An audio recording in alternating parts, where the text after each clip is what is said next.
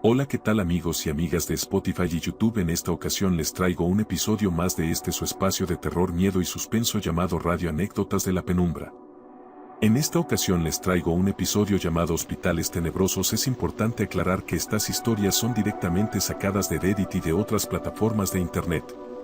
Les recuerdo que si quieres contar un relato o mandar tu audio relatando tus historias, puedes enviarme un correo a radioanecdotasdelapenumbra@gmail.com. Recuerda seguir las redes sociales oficiales en el Instagram y Facebook como Radio Anécdotas de la Penumbra. Sin más dilación, comenzamos. A lo largo del tiempo y como parte de la cultura se han contado leyendas y anécdotas sobre hospitales abandonados. Muchos de nosotros conocemos historias de terror o leyendas urbanas que han ocurrido en estos lugares. Como saben, en el anterior episodio relatamos algunas historias y relatos sobre personas que han tenido experiencias paranormales en hospitales. No quería dejar pasar la oportunidad de hablar de hospitales abandonados. Seguramente tú has escuchado de estos lugares. No cabe duda que al escuchar o incluso con solo imaginar que caminamos cerca de estos lugares podríamos sentir una vibra extraña e incluso tener miedo. La ex clínica peninsular en Yucatán.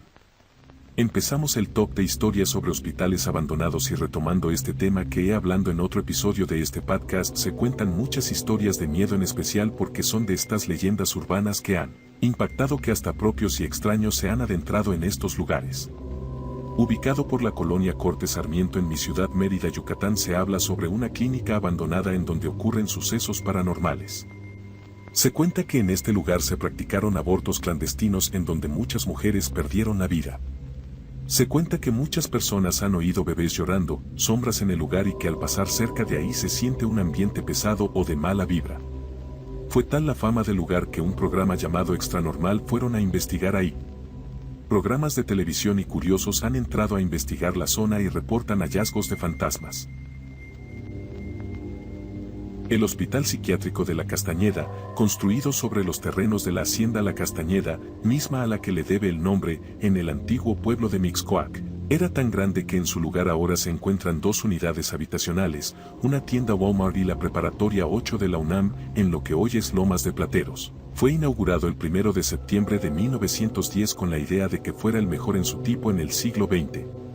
Sus enormes carencias, tanto en personal calificado, como en instrumentos de trabajo o técnicas de tratamiento, así como el hacinamiento de enfermos que superaba en más de 3 veces el número de pacientes para el que fue construido, provocó que entrar a ese hospital fuera como entrar a la puerta del infierno. Pero no para todos. Contaba entre sus numerosos pabellones, con uno que se conocía como el pabellón de los pacientes distinguidos, en el que se alojaba a miembros de familias ricas que no hubieran sido remitidos por parte de la policía. Esto es entendible, porque si bien el hospital era público, o sea del Estado, también recibía donativos por parte de los familiares de los internos, contra lo que pudiera pensarse no eran pocos los que vivían en ese pabellón, llegando a superar en ocasiones más del 20%. Dao total de los internos.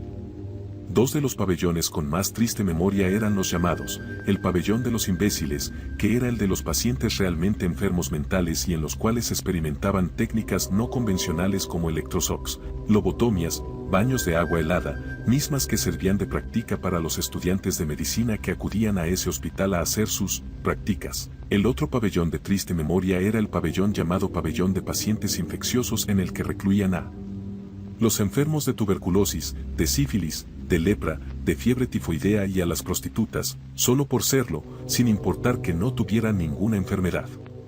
Estas y otras terribles historias de maltrato y hasta tortura de enfermos convirtieron a ese hospital en lo que algunos doctores llaman como una pesadilla en la psiquiatría mexicana.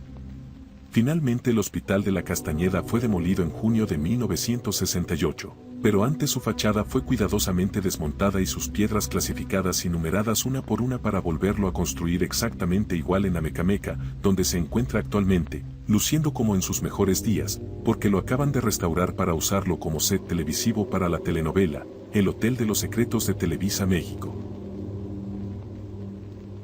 El Sanatorio de Waverly Hills. Las historias en torno al Sanatorio de Waverly Hills son realmente espeluznantes. Se dice que en este lugar habita el espectro de una misteriosa mujer encadenada que ocasionalmente es vista recorriendo los pasillos del edificio abandonado.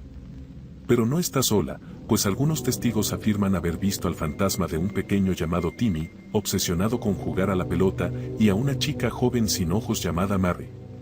Pero el sitio más aterrador es la sala 502 donde, según la leyenda, la puerta se cierra cuando alguien tiene la osadía de ingresar. No por nada figura entre los lugares más embrujados del planeta. El complejo fue inaugurado en el año de 1910 en la localidad de Jefferson County, Kentucky, Estados Unidos, como parte de las acciones para contener una pandemia de tuberculosis que afectó al país en los albores de ese siglo.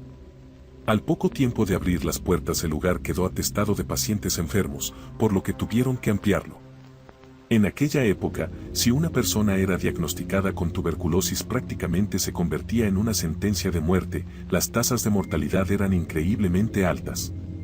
Todos aquellos que perecían a causa de la enfermedad eran sacados del edificio a través del túnel de la muerte, una rampa de casi 200 metros que utilizaba el personal para trasladar los cadáveres hasta la base de la colina donde se ubicaba el sanatorio. La creencia de ese entonces era que el aire fresco era clave en el proceso de curación de los enfermos, motivo por el que los pacientes eran dejados a solas en el techo del sanatorio.